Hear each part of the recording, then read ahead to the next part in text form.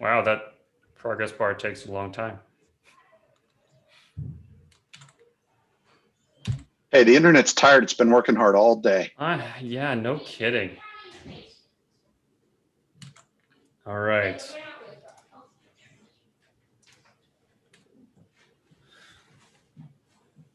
Brooke, welcome. Thank you so much for joining us today. Super excited to have you here. I'm loving having I think you're the very first product manager we've had on here, which I'm super excited about. So welcome, and I'm sure that we're going to have a lot of questions for you. So please go ahead and introduce yourself and tell us who you are.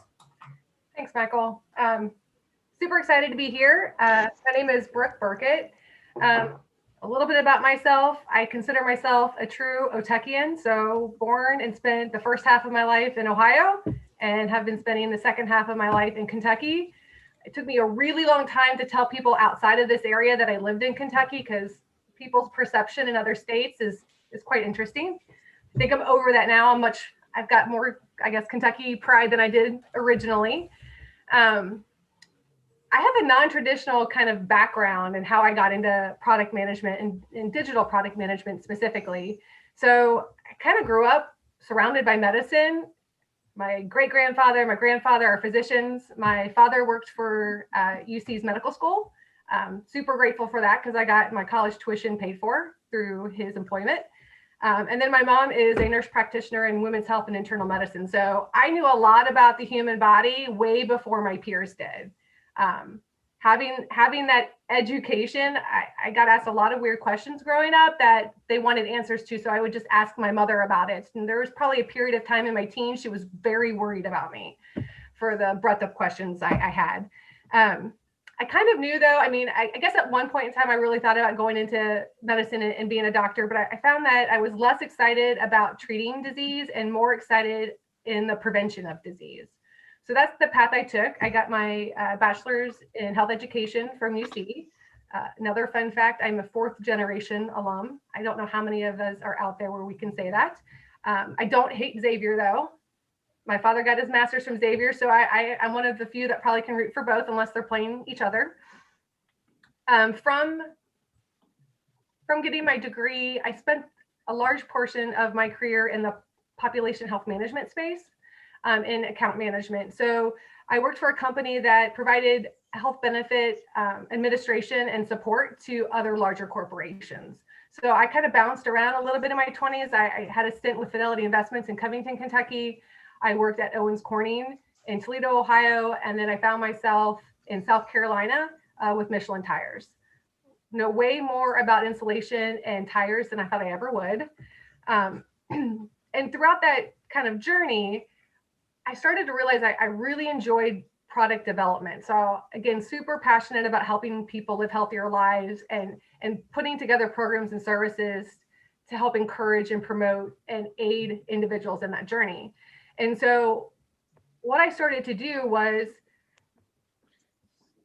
if there were business meetings or opportunities to engage with others outside of the account management world, I was introducing myself. I was sharing my interest in these different areas within product and really trying to understand like what strengths did I have, where could I get more experience to really get me involved in that product arena. And by doing that, when an opening came up in product management for the company, they actually reached out to me directly. The job hadn't been posted. They had been keeping their eye on me and kind of my career path and said, we think you'd be a really good fit for this. And so that was a great win-win. And I would say anyone interested in getting into the product management space, one of the most important things is really building that network and making sure people know that you're interested. Whether it was fate or coincidence or whatever you may call it, the very first product I managed was an application that collected biometric and health assessment data.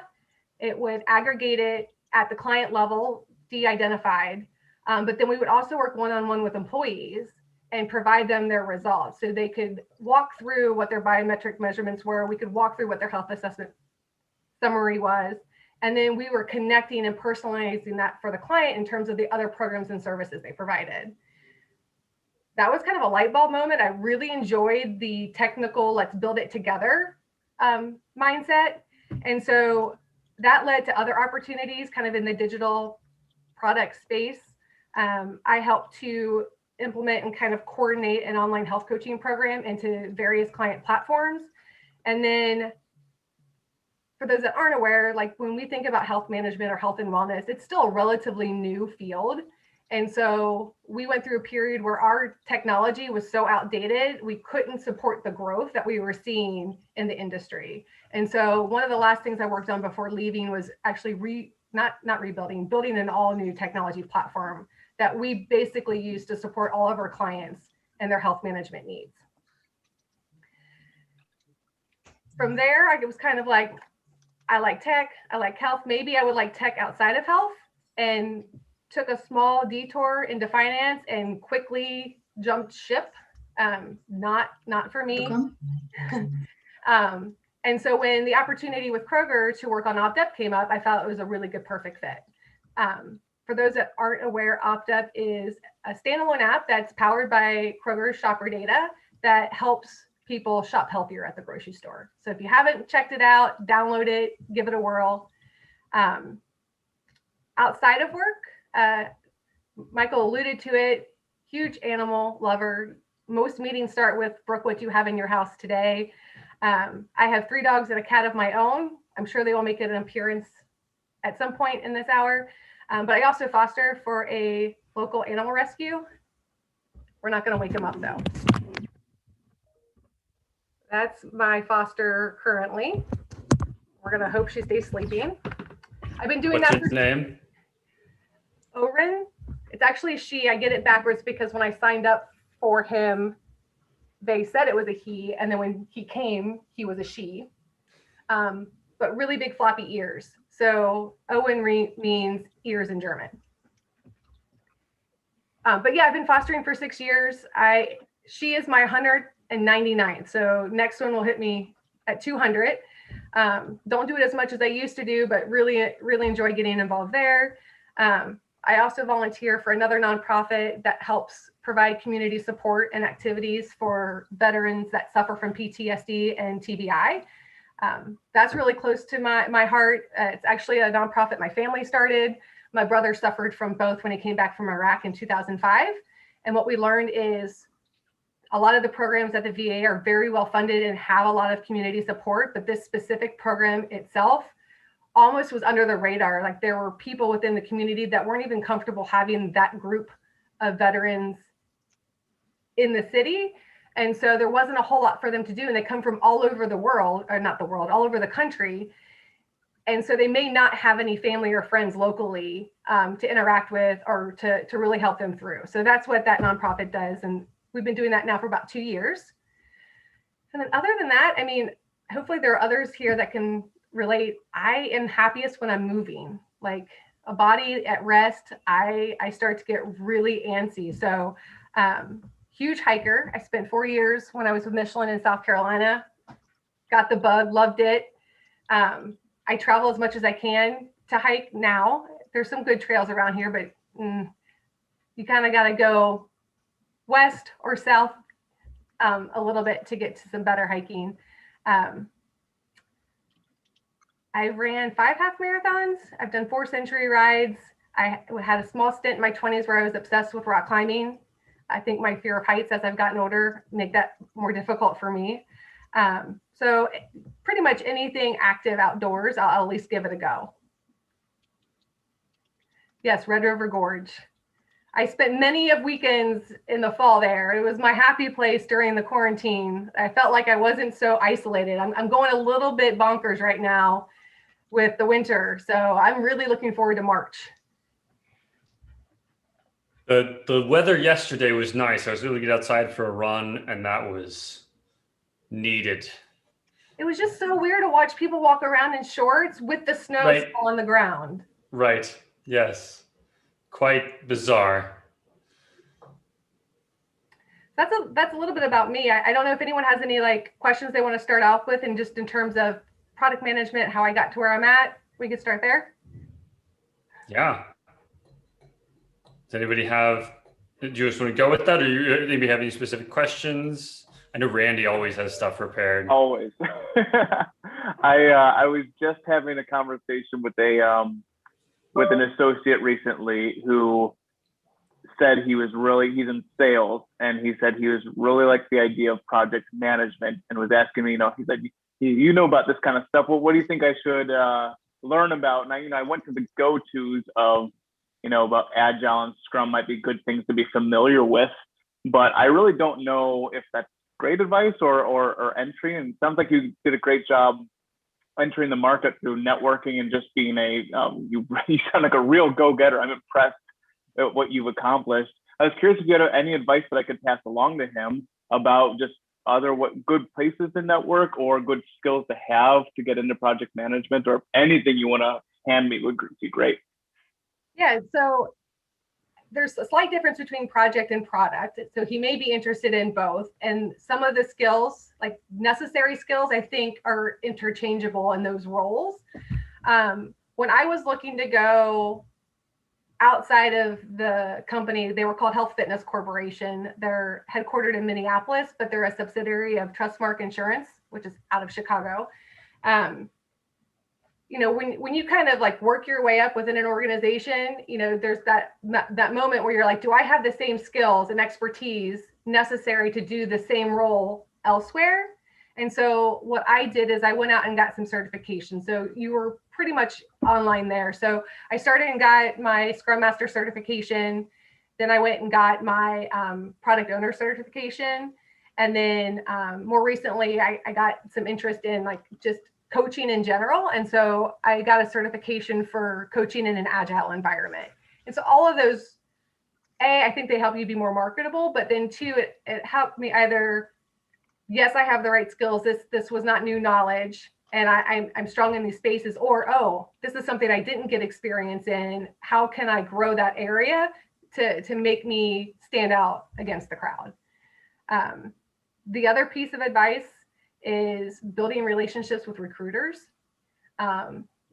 getting to know them, letting them know what your skill sets are and what you're interested in. They're constantly looking at opportunities in your area.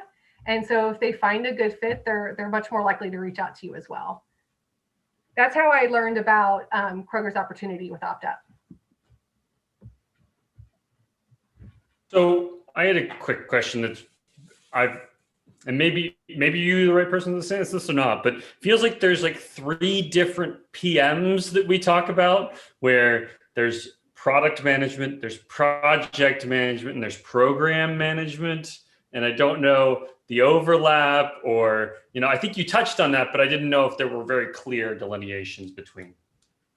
Yeah, the delineation might be different from organization to organization. So I think from like an industry standpoint, there's clear definition, but once you get into an organization, they might use them interchangeably. You hear that sometimes with product manager and product owner. Some companies, those are different roles, and in some companies, they're the same role. So those are things just to look out for. When I think about project management, I kind of think of it as you're the gatekeeper of all the information. So you are kind of that glue that holds all of the teams together working on a project. And when I think of a project, it has a start and an end date. And so you're going to be working on this for X period. You're supposed to be working on it for X period of time. Let's be honest, they never end on time. And you're kind of like steering the ship, making sure we're all moving in the right direction and all the dependencies are met, and you're helping to escalate if something's going to take longer, cost more, whatever it may be. When I think of program management, I think of it at a project manager, but much broader. So instead of managing a project, you may manage multiple projects, or you might manage more complex projects. And then from a product manager kind of philosophy, there's a lot of project in it. I'm doing a lot of those things as well, but it's not an end date. I now have a product life cycle. So it's what problems am I trying to solve? Doing the research with my team to figure out how best to solve them, and then working with the development team and how best to build this to solve the problem. And you're constantly iterating and improving on that experience. And so the goal is that you've built a product that your customers love, and you're going to continue to iterate on it so that that product lives on. But of course, there's always that opportunity where the need or the niche for that product slowly changes or needs to be revisited, and then you go into that sunset process to where maybe that product is no more, but something new that fits the need for the customer needs to be looked at in the future. So Thank you, Brooke, Brooke. That was super helpful. Go ahead, Suruki, sorry. so Brooke, currently, are you working at a product manager role or product owner or program manager? Which role are you at? Product manager. Okay. Product manager. Okay. So as you say, as a product manager, what do you look after? What is your typical day look like? That's what I love most about product management. I don't have a typical day. Every day looks different. And I think it probably looks different for product managers in different product spaces. So one day I may be reviewing customer research with my stakeholders and getting them to understand why we want to solve problem A versus problem B that they're very excited about. You know, I'm sure we've all kind of gone through that. You've got business people that want you to build these things. And my role is, why do you want to build these things? What outcomes are you trying to achieve? And then let's then do the research and how best we can solve that problem, not necessarily build a thing. The next day, I may be working with multiple designers and other expertise like tech leads and developers. We've now identified the problem we want to solve. Now we're going to get together for a couple of days and start to think about, how are we going to solve this? Like, what is our hypothesis? How will we know we're successful? And then we'll go through like lightning demos where we're looking at competitors and how they're solving the problem. And then we'll do crazy eights. I don't know if anyone has ever done a crazy eight before, where you have 60 seconds to really try to draw out something or an idea to start to get like the ideas flowing, to where you end up storyboarding it, getting it built into a prototype and getting it in front of our users to see, have we built this correctly? Is it solving the problem? Are they going to use it? Where are they getting stuck? How can we make it better? The next day I might be working with my entire team to plan out a sprint or to dig into the story so they understand the what and the why. So, I mean, again, that's really what I love about the role. So another sub question that came out of your answer. So how do you find your role overlapping with product owner? I mean, see, these are different titles that we have. Product owner, product manager. Manager is more like maybe a task oriented job, or have you finished it or not, something like that on that line. However, product owner is more into product backlog creation, ownership of product backlog and everything. So do you find your role overlapping with product owner? And how Scrum Master fits into your area? I mean, what is the role of Scrum Master in your day? Yeah, so at Kroger, we don't have both in the same space. We don't have product owner and product manager. When Kroger was still kind of moving forward and working within that safe mindset, if you will, there were product owners. And that was kind of more of along the lines of, you were kind of being fed what needed to be built. So somebody else, product management outside of kind of our customer experience space, was doing that research on what questions should we be solving for? How do we want to solve them? And then once they kind of got to that answer, that information would be fed to the product owner, and that product owner would work very closely with the team to kind of build out the how. So like to your point, creating those user stories and making sure that we're iterating it and building a product as quickly as possible that can be delivered and in front of customers as quickly as possible. Since then, they've kind of moved away from that safe mindset, and we're following more of an OKR strategy. And we still work within Scrum. We're still utilizing the agile mindset. But for product management, that ownership of solving the problem and the how with the team are together. So instead of being fed, this is what we want you to work on, it's here's the problem that we need to solve, and this is the outcome we need to achieve, and we agree upon that. And then our team goes out and figures out the what and the why and the how. The Scrum Master, I think every team is different, but the way I view them as the Scrum Master kind of is more focused on the team. How's the team working together? How can we improve our ways of working? Where are the blockers? How can I help alleviate or escalate those? And from a product manager perspective, I feel like they're more focused on the product.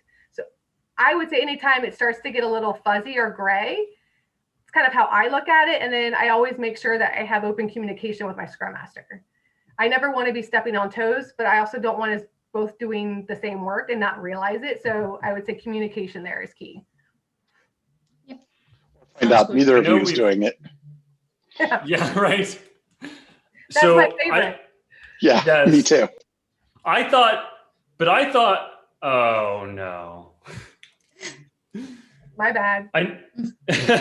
I know that we toss around one of the terms I've heard tossed around a lot with our transition to OKRs and that kind of thing is empowered product teams, and I love that term and kind of what it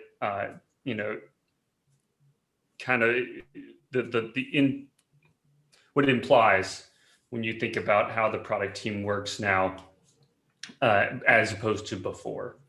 Do you feel the same way, Brooke? Or yeah, and I feel like just from a job perspective, I'm much more satisfied because instead of being fed features or output to build, I'm fed not always fed problems. We're working together to identify what problems we need to solve, but it's not just the product manager making that decision. You're working with your designers and your research teams to understand what your customers' needs are. You're working with the business to understand what their needs are. So you're basically talking to all these different groups and then coming together to say, okay, now that I've heard from all of you and I know what the customer needs are, here's where I recommend we begin. And it is sometimes a compromise, but when you have it backed by data, it's a much more powerful story to tell.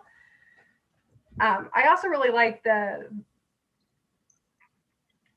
whole philosophy of being product led. So within Kroger, they're on this journey to become more product led, but there's certain areas of the business that are further along in that journey than others. So for customer experience, we're kind of the first wave that are really adopting this product led ways of working. And it's been an exciting ride. I've very much enjoyed it, but the results that we're getting, other areas within the business are starting to see that as well. And it's getting them excited about making that transformation too.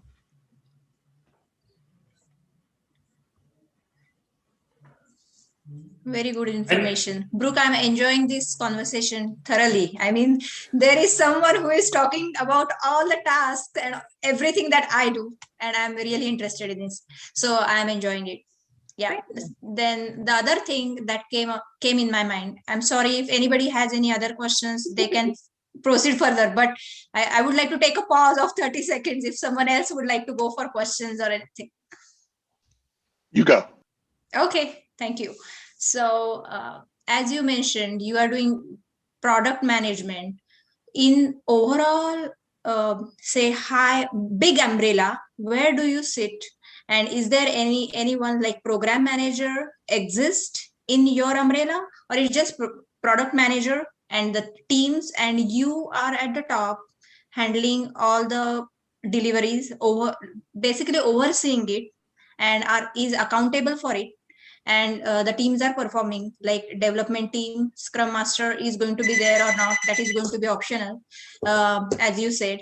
And then project manager is completely different concept, because it is more like having some effort, and under that effort we can deliver the products that could be there. So I wanted to know a little bit more like about the hierarchy and the big umbrella. Sure. Can you shed more light on like hierarchy wise what this is, like tree diagram I'm visualizing? Yeah, from a product experience perspective, there's several different layers. So we have associate product manager who may be working with another product manager on a particular product. Oftentimes we see that with more complex or larger areas of the business. And then there's also kind of two senior level product manager positions.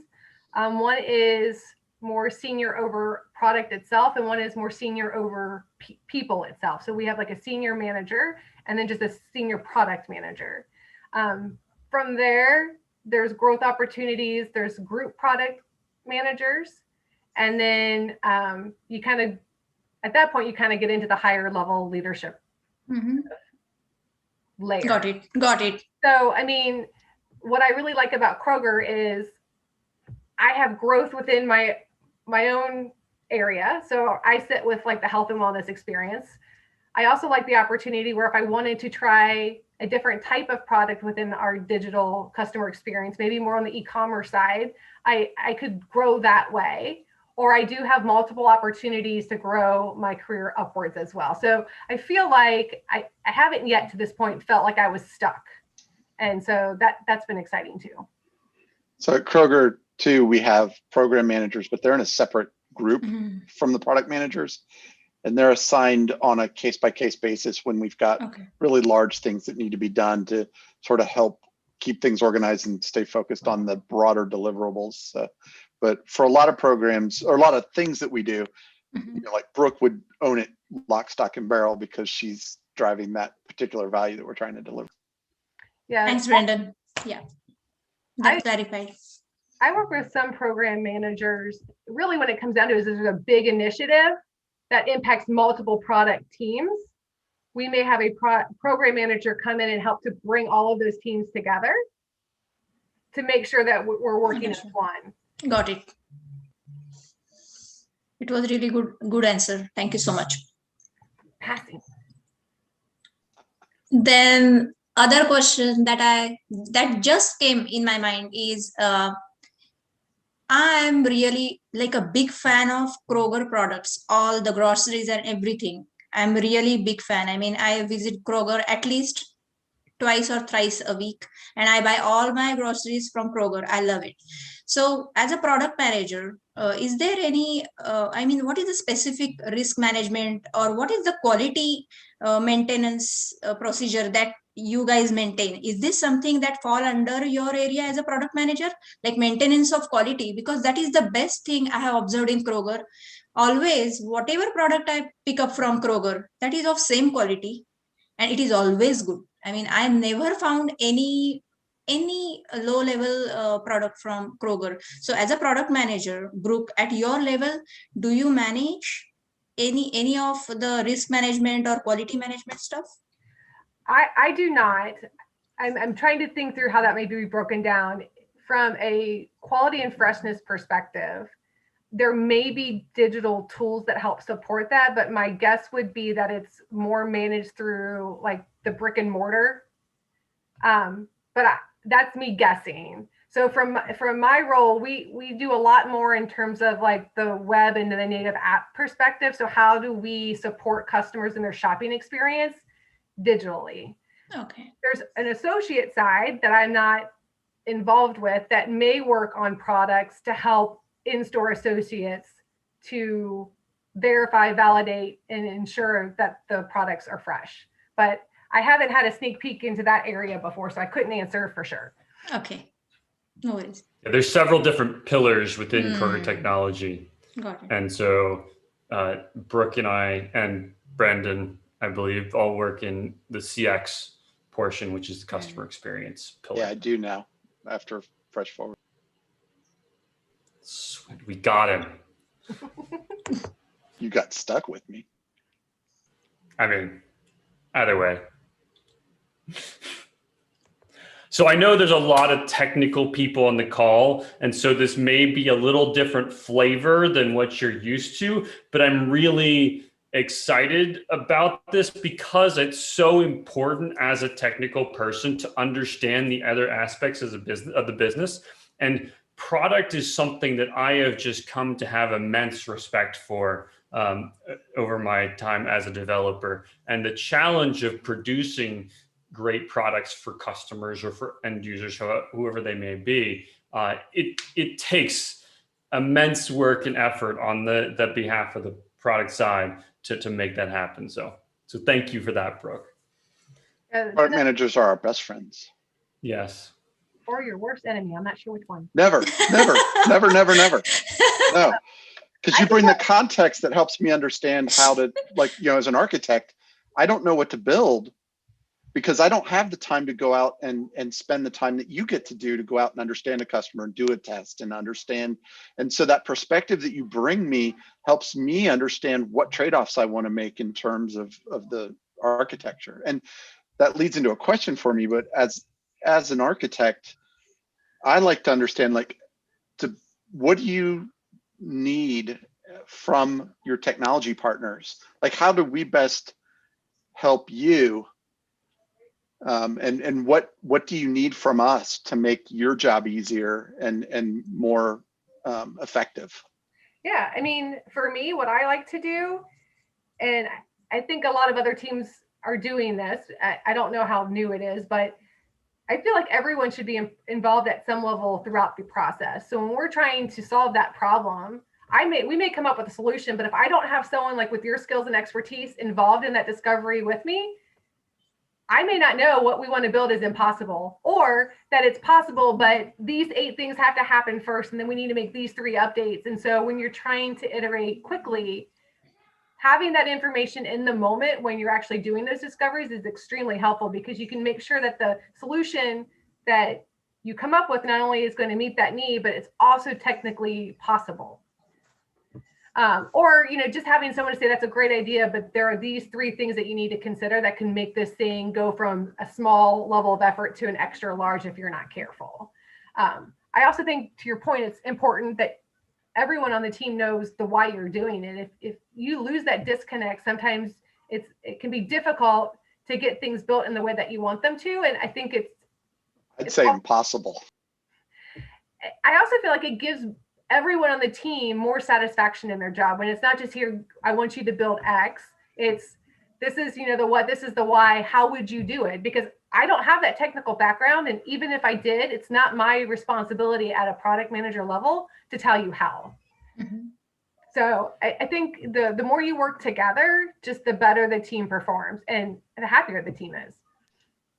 Hear, hear. I love the interaction that I have with my product manager and designer and all of that in this new way of working. It's just been so fulfilling. Sorry, somebody was going to ask.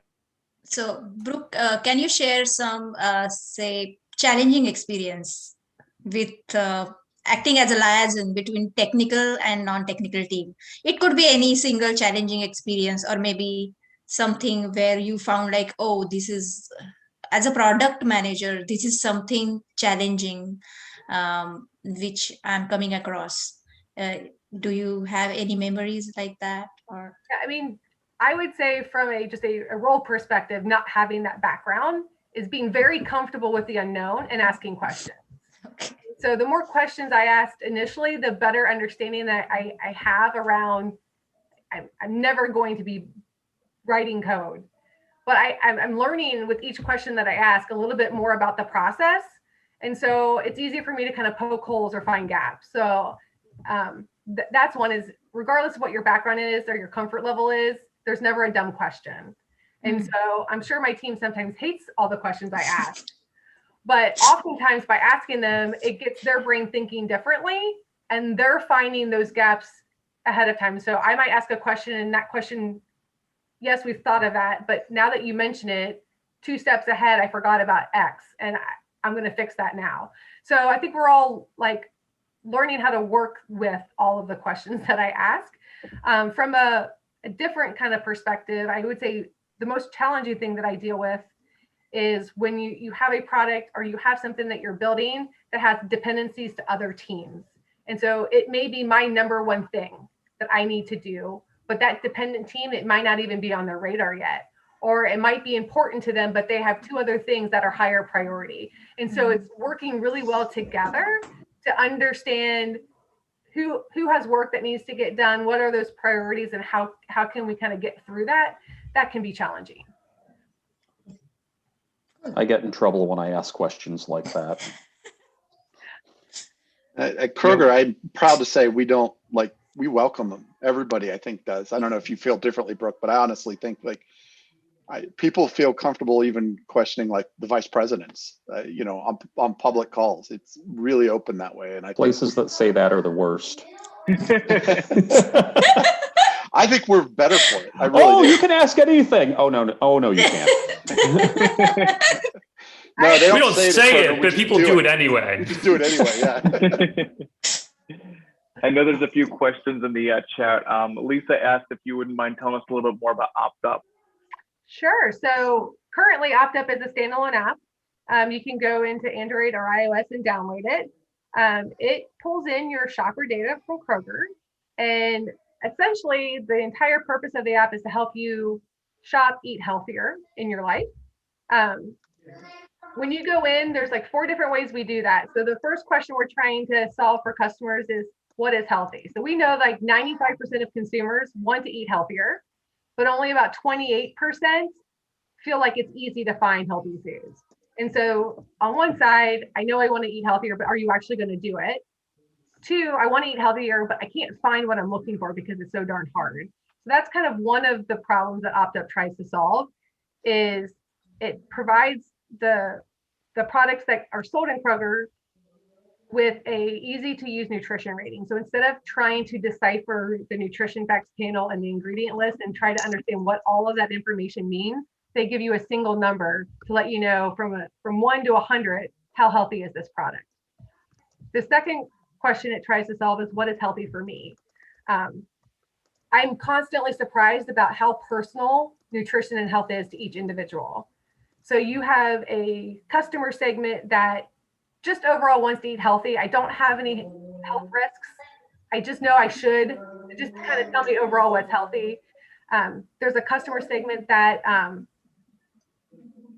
wants to eat in a particular way to help prevent or treat chronic illness. So I need to be eating more heart healthy. I need to be looking for foods that are diabetes friendly. You have ingredient first customer segments. So they care less about what's in the nutrition facts panel, but they care more about what made up that item in general. So they might want organic, they might want no artificial ingredients. And then you have a group that is actively trying to avoid certain attributes. So I think 1 in 6 Americans have allergies. So it's really important for them not to have gluten, not to have nuts, whatever that allergy may be. And so OptUp helps to solve that problem by couple tags.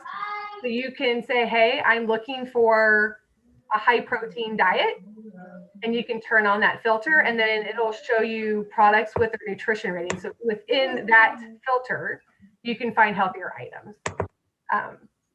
The third thing that OptUp does is lets you know how you're doing over time. So it looks at your purchase data from your loyalty card, and it gives you a score of 10 to 1,000 to say, over time, this is how you're doing. So you can look at that information, you can dig into it and actually see how the products that you're buying are scored, and you can actively make simple steps or simple changes to improve that. And then the last thing it does is make it easier for you to find healthier alternatives. So every product, if you tap into it, has a better for you drawer. And so let's say you've been buying this spaghetti, it'll show you up to 10 healthier spaghettis that you can try. And so you can slowly make those changes over time. I'm afraid to hit the chat because I'm afraid I'm going to lose everyone's faces. So if you just tap chat, it'll just pop a little window up.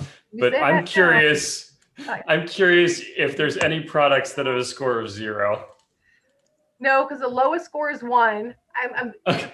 So I'm trying to remember. Does anyone know the Butterfinger Reese cups? I was gonna say Oreos are probably 1. No, I think Butterfinger. Okay, I've heard of those. I think they're 2s. They're 2. Now I want one. That sounds so good. It's so good. Don't do it. Don't do it. I don't remember. I think it might be Betty Crocker. They make those brownies that you can put in a mug in the microwave. Those are 4. Don't do those either. You'll find something, you'll love it. You'll look it up and go, you might fall on your knees and go, no. Everything in moderation, right? Yes. But including moderation. My motto is, if I've not tried it and it's bad for me, just don't go there. I don't know what I'm missing. It's when you try something, you find out you love it, and then you learn how bad it is for you. Yeah, it's kind of heartbreaking. Yeah, that's the truth. Yeah. It's a cool app, what's the highest? Water gets 100. Avocados get a 98. Most produce is going to be in the 90s. Awesome. It's pretty much everything you learn as a child from the food guide pyramid. you're gonna see that just reinforced. So more organic. So go ahead, Brendan. Okay. Do you work with nutritionists then and stuff to understand, like, that's part of your role versus other folks on your team? Is that primarily where you interface with them to bring that perspective in as part of what you do? Yeah, so OpTup's really interesting because it's a brand in and of itself, and it's a brand that Kroger Health owns. And so OpTup was kind of their brainchild of how can we help Americans live healthier lives. You know, as a company, we feel we have a right to win in this space because we have pharmacy, we have little clinics, we have the food. So when you start to think of that food as medicine strategy, I mean, we have the expertise to really, you know, bring this all together and be able to win in that space. And Kroger has a team of registered dietitians that worked with 8451 to actually build out the nutrition rating science. So my role was less, how do we score products, and more, once that science has been developed, how do we bring that to life digitally? Gotcha. Okay, that makes sense. Thank you. So I'm sorry, does this not only work at Kroger? This is just for any bar product period? You could scan it and see how the alternatives? The standalone app you can scan, it would only be products that we have in our database, like Kroger's. That makes sense. Okay. But we are actively, one of the things that we've heard a lot from our users is we love it, but we're tired of having to use 2 apps to complete our shopping. And so we're actively integrating OpTup into the Kroger, the banner experience. So you will soon see nutrition ratings and other things available within web and the native app. Hopefully that be a public API? There are plans for it. I don't know when that may happen, but absolutely, we're thinking through right now what those commercial opportunities are going to look like. Understood. Sorry to grill you. No. This is a really cool product. I like this. I'm still 3 years in and I'm still excited about it. That's how you know you're doing something worthwhile. I'm one of those ones that go shopping. I don't remember who said they were in the store twice a week. I haven't been in a grocery store since February of last year. So when the pandemic hit, I'm at a higher risk. So I've been trying to watch my exposure, and I am probably the biggest fan of either pickup or delivery. I procrastinate, so sometimes pickup is by the time I want it. I can't get a slot until the next day or the following day. But that 2-hour delivery is worth $10 each. But as soon as my groceries come, I'm in OpTup looking at my scores to see how I did. Gamified, right? It's amazing how it will make me not buy that ice cream.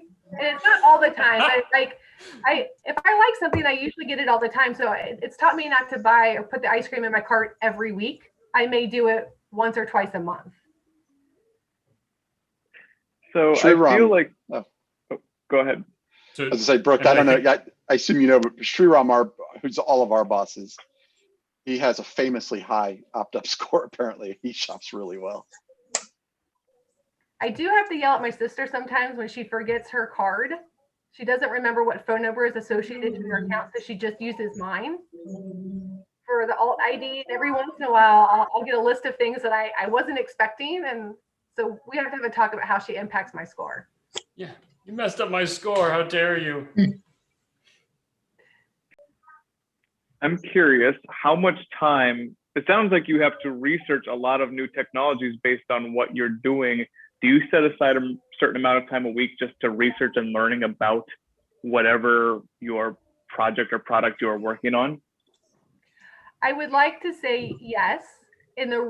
Ideally, you would have like a % of your time ongoing that you're dedicating to that competitive research. That is absolutely something I'm trying to get to. But what I would say happens now is I might block out a day or two a month, or when my calendar is light, to focus on it. So it may not be as ongoing as I would like it to be, but I might spend a larger chunk of time infrequently versus a little bit of time ongoing. But ultimately, it should be a part of my role and what I'm always looking at. Learning to juggle all the different pieces, I'm still working through. I am as well.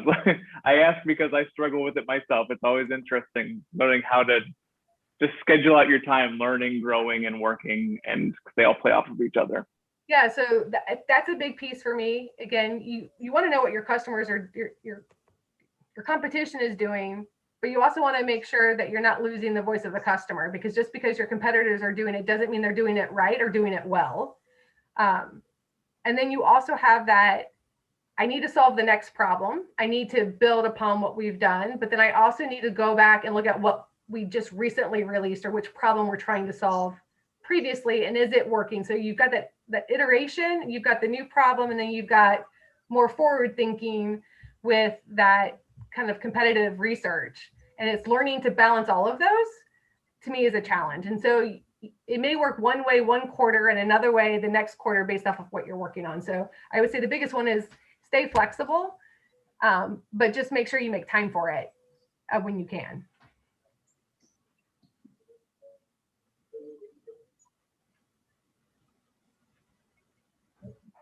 Do you know a lot of tech people who transition into product management? You know, interestingly enough, in the health and wellness space for Kroger Digital, there's a lot of us that are non-traditional. So two of the other product managers came from nursing backgrounds. And that makes a lot of sense when you start to think about like pharmacy and more clinical product. I'm trying to think. I think because I'm kind of more niche in terms of the health and wellness space, I think more of that than I do people coming from other technical roles into this role.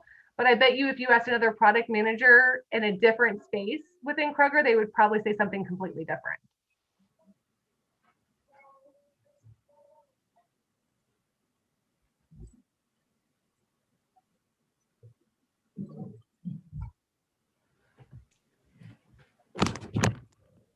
We've got an audience. So They want to know where dinner is. they like an early dinner, huh? You know, when the time changed, they've been begging for it starting at 4 o'clock since then. I am very much looking forward to the time change again, so we get back on the right schedule. Less than 3 weeks. I'm counting down to the day. Is it really that close? Is it that close? Wow. Oh yeah, and then the sun will March- set at approximately 7:35. March 14th, is next I believe. week, and I can't Ugh. quite wrap my head around that. It's just tough for me. It's tough, but to their point, longer days with sunrise. Yeah, no, it's been nice already. Like clearly we are transitioning out of that dark winter period. Yes. But it's just also coming up on the 1 year anniversary that we all True. know.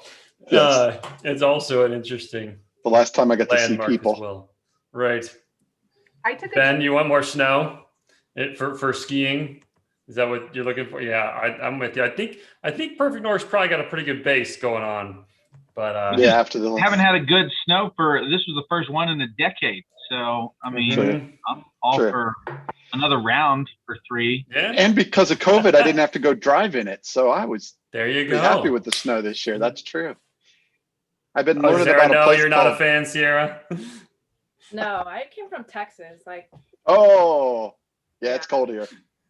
yeah. But it does mean, my beach trip is getting closer. So, I'm okay with that too. So I've been learning about a place called Svalbard. Have you ever heard of it?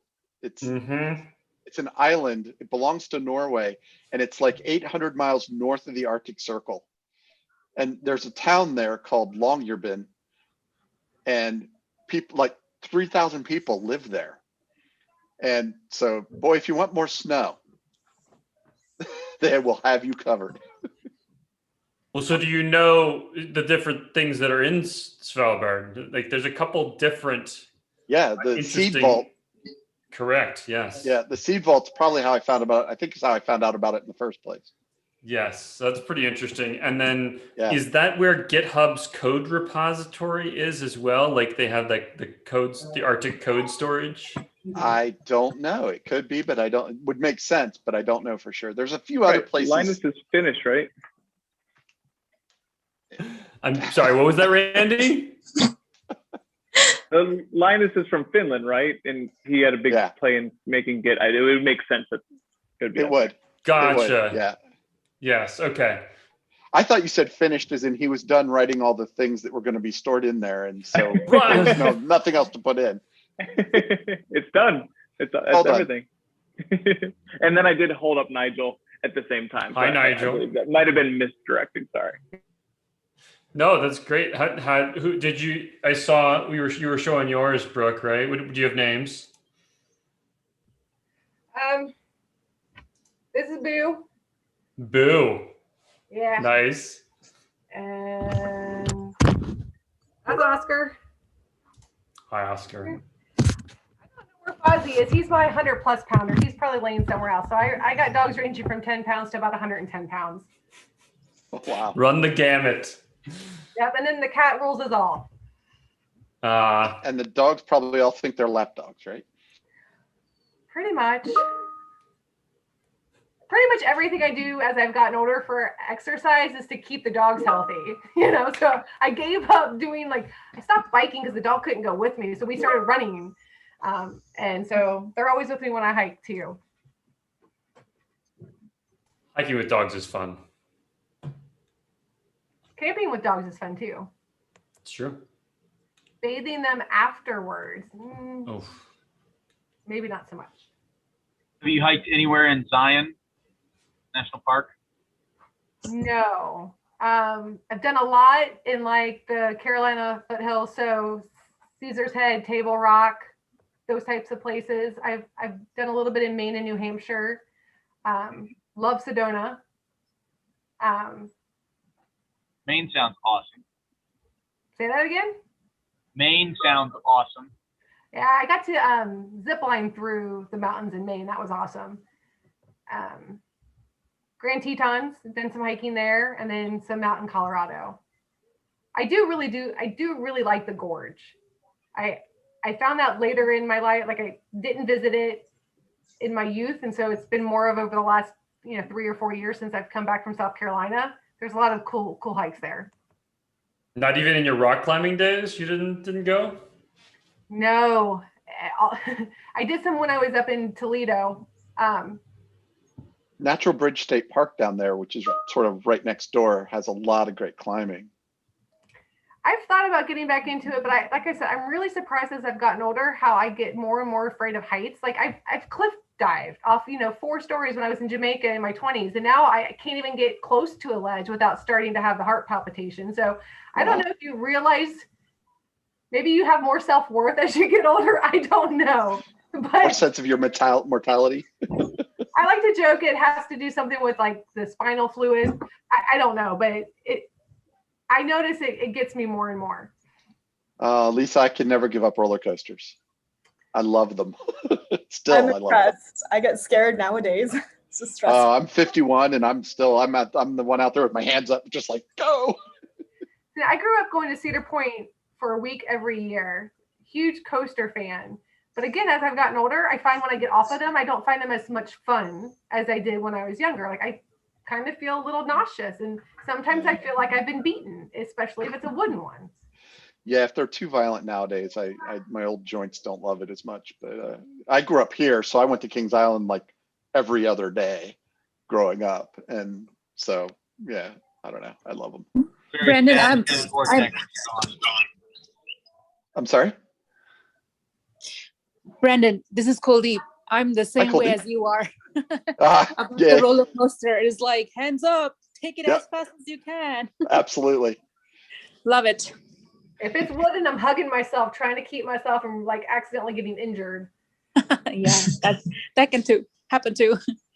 And Cedar Point, oh my gosh, Brooke, Cedar Point, one of those, I think I forget the name of the roller coaster, which goes I think 70 or 80 degree down, diamond something. That was my 10 years ago or 12 years ago. No, 19 years ago. is when I took it. It was the first time it came out, and it was like for 2 hours we stood in line holding ourselves. I don't want to go, but still, like Brandon, I was the first one to go down. It was sweet. If you've never been to that park, and you like coasters, it's definitely worth. Oh yeah. Well, Ohio is roller coaster mecca. We've got between Kings Island and Cedar Point, we've got an astounding set of roller coasters in Ohio. Yeah. Well, Cedar Fairs has made it its mission to always come out with like the records. I mean, I know like the 90s and 2000s, it's like every other year they were beating the world record. For a long time, there was a competition between Kings Island, which was owned by Taft Broadcasting, and Cedar Point.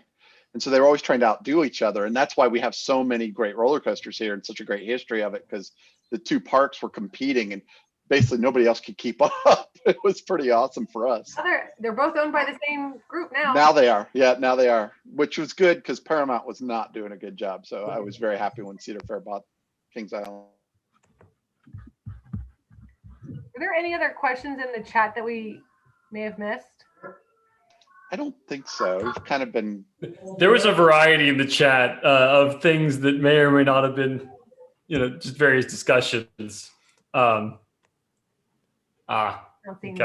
cool. Agree, Adam. I don't like how they're removing the lockers either.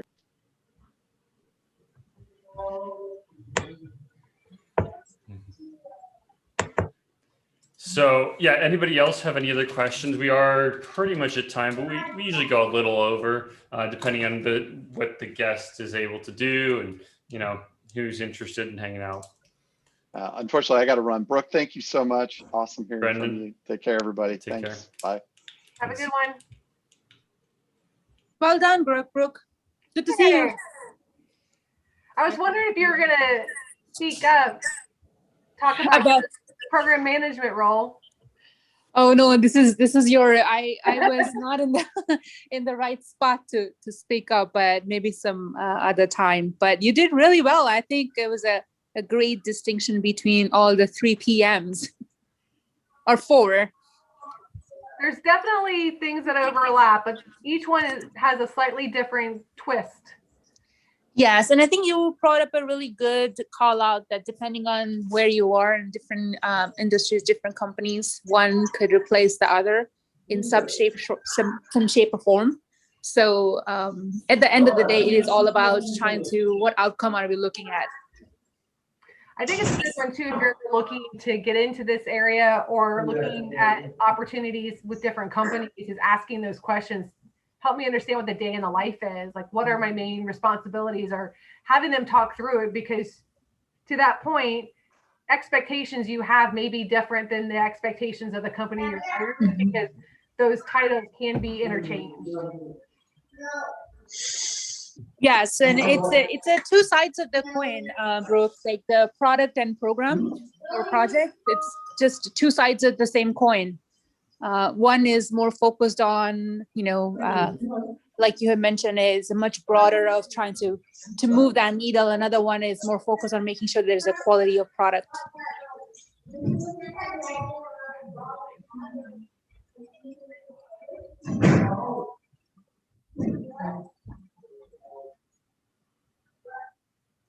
I'm just impressed that I made it 65 minutes and I don't think anything barked. Including myself, I didn't either. Shocking. Those late afternoon meetings are usually the ones where I'm like kind of like crossing my fingers because they're getting antsy after like being ignored all day.